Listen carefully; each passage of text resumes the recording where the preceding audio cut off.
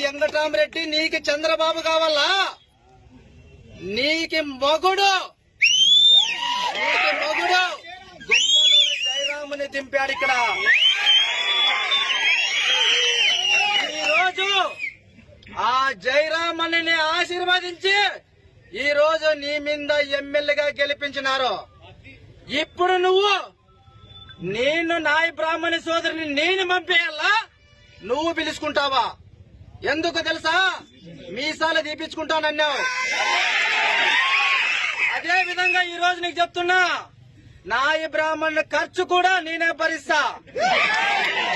మీసాలు తీపించుకున్నాకి మన రాయలసీమలో ఒకటి ఉంది, మాట ఇచ్చినాక మాట తప్పకూడదు.